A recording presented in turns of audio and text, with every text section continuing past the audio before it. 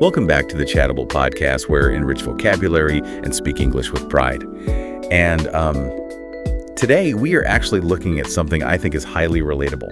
Imagine you have like thousands of tiny ants just crawling up your legs. Well, that is a terrible thought. Right. It's awful. You can't sit still, you're squirming, you're shifting your weight around, you're basically desperate to jump up and shake them off. But that incredibly uncomfortable, restless feeling isn't just a nightmare scenario, it's actually the exact physical imagery hidden inside an everyday English expression that, honestly, you probably use all the time. You know, it really highlights how physical our language actually is when you stop and think about it. And we have a really fantastic stack of sources for this episode.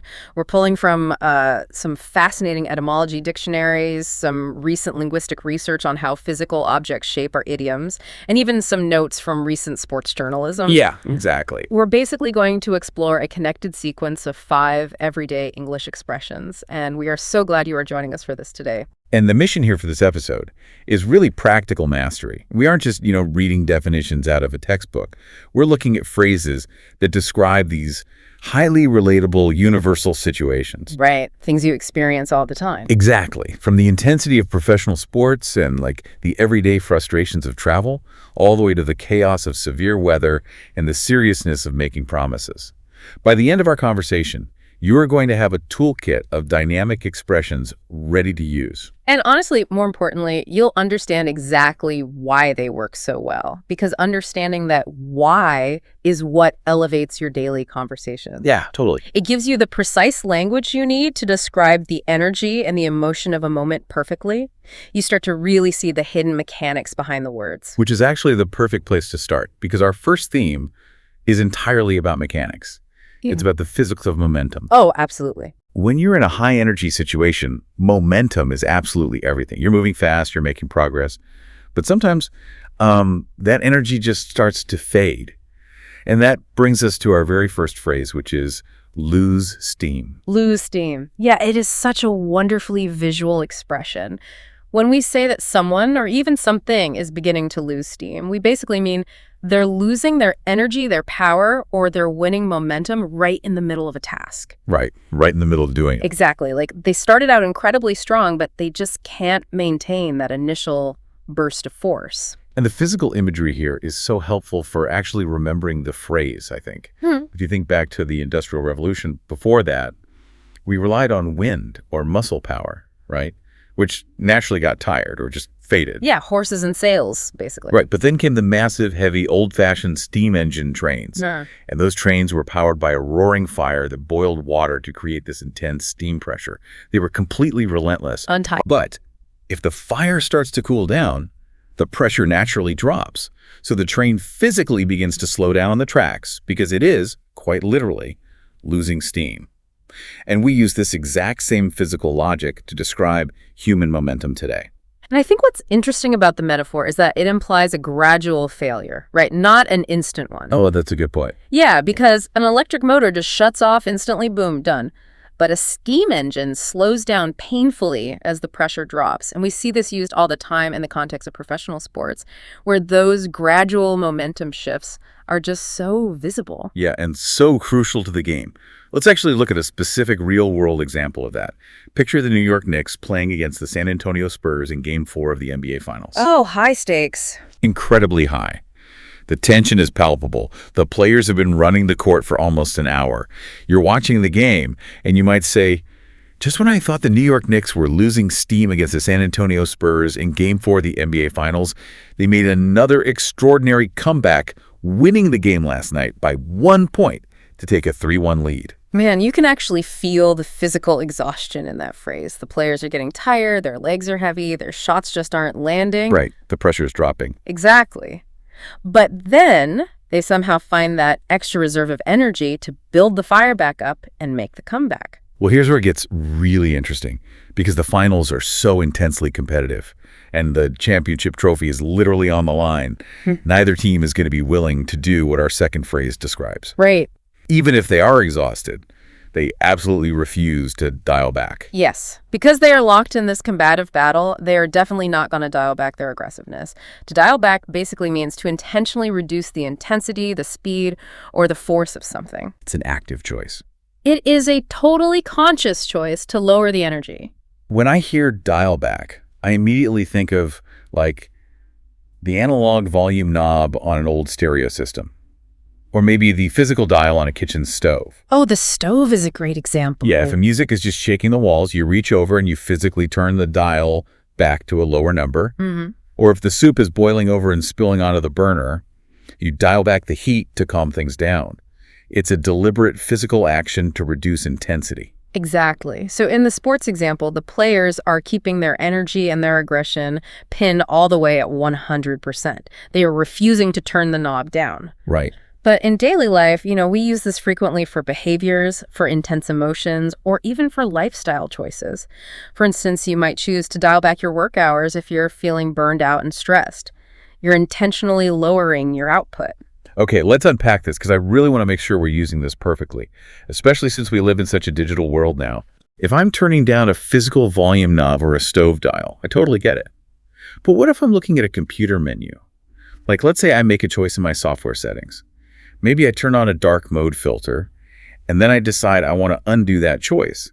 Can I tell my coworker, hey, I need to dial back my computer settings? That's a really great distinction to make, and the short answer is no, you shouldn't use it that way. Oh, really? Okay. Yeah. Dial back is strictly reserved for reducing things that operate on a flowing, sliding scale. So things like intensity, speed, force, or aggressive energy.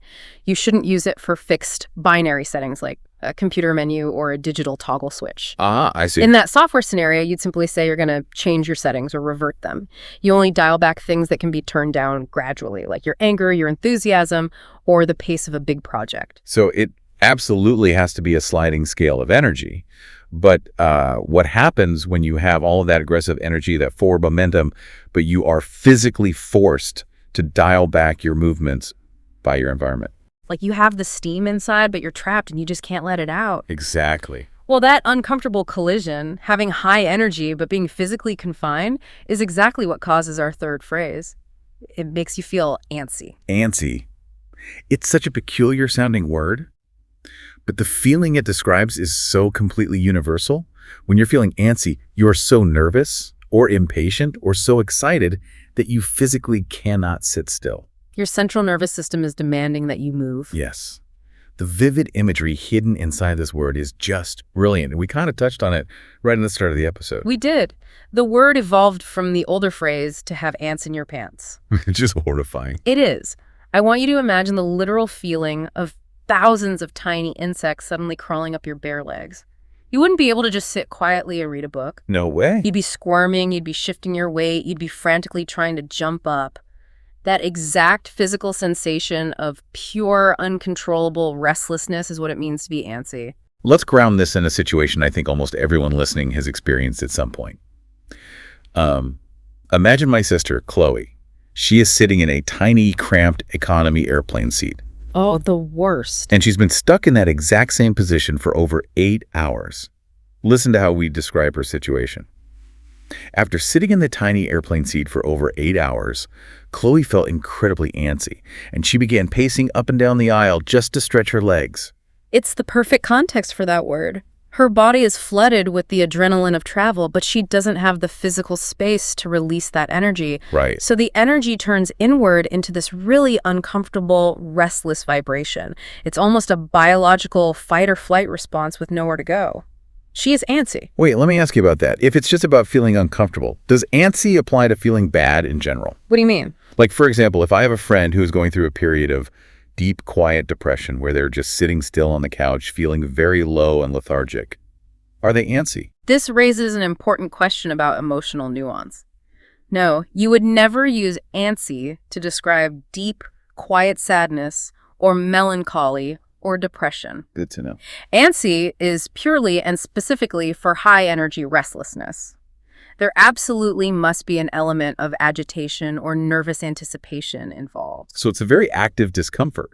Like your engine is revving, but your transmission is stuck in park. That's a great way to put it. Let's use a different scenario to highlight that nervous anticipation. Think about a guy named Nathan. Nathan is at the hospital and he's waiting to receive some very important medical results. Okay. If Nathan is pacing back and forth across the waiting room floor, checking his watch every 2 minutes, completely unable to sit in those hard plastic waiting room chairs, that is being antsy. His nervous energy is literally forcing his body into motion. Which makes total sense.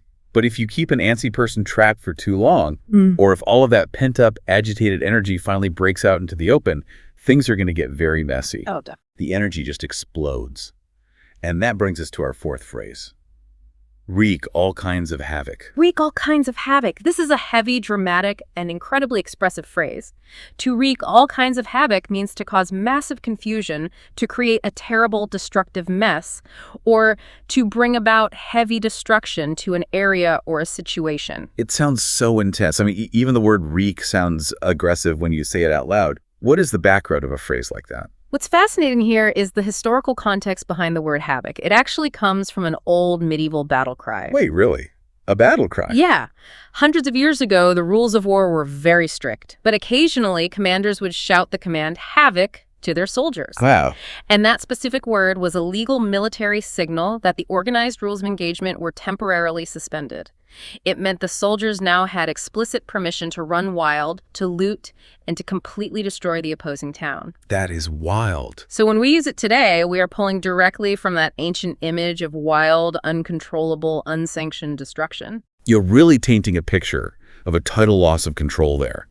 The organized battle just breaks down into pure chaos. Exactly. Let's look at how we'd actually use this in a modern, everyday context, far away from medieval battlefields. Like, the weather. Imagine a powerful summer storm rolling into a city. You might hear a news reporter say on TV, the severe summer thunderstorm wreaked all kinds of havoc across the city, knocking down heavy tree branches, breaking power lines, and flooding the subway stations. Right. And in that weather example, the storm is acting exactly like that wild medieval army. It's entirely unpredictable, it's forceful, and it leaves a massive, complicated mess behind for someone else to deal with. And it really does. But we also use this phrase in a more humorous, slightly exaggerated way for smaller yet still highly chaotic messes. Oh, absolutely. Think about bringing a brand new puppy into your home. You could say, the new puppy wreaked all kinds of havoc in our clean living room by chewing up all the sofa cushions and pulling the rugs across the floor. A perfect example. The puppy obviously isn't a severe thunderstorm, and it isn't an invading army. But the level of pure, unorganized chaos in that living room certainly feels like havoc. It definitely feels that way to the person cleaning it up. But let me push back on the scale of this for a second.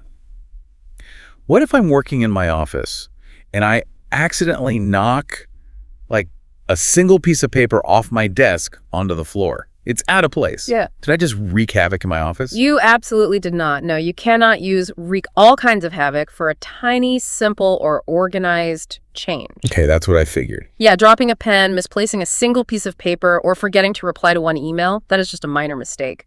For a situation to truly be described as havoc, the scale matters immensely. The scale is the key. It must be a big, chaotic mess. There has to be an element of widespread confusion or noticeable destruction that disrupts the normal flow of things. The scale of the mess really has to match the drama of the medieval battle cry. It has to feel like a real disruption. So after the storm finally passes, or after the puppy is finally put in his crate, you're left with the aftermath. And someone usually has to step up, take responsibility, and promise to fix the mess or do better next time. Which brings us to the fifth and final phrase for this episode. Hold someone to it. Hold someone to it. This is a phrase entirely about accountability and trust. When you hold someone to it, you are basically forcing them to keep a promise that they previously made to you. In this phrase, the word it represents their word, their promise, or their commitment. The imagery here goes right back to being physical, doesn't it? It's almost like you are metaphorically pinning someone down by their shoulders so they can't squirm away. Yes, exactly. They can't change their mind, they can't escape, and they can't run away from the commitment they made to you. Yeah. You are physically holding them to their own words. You're refusing to let them back out of the agreement.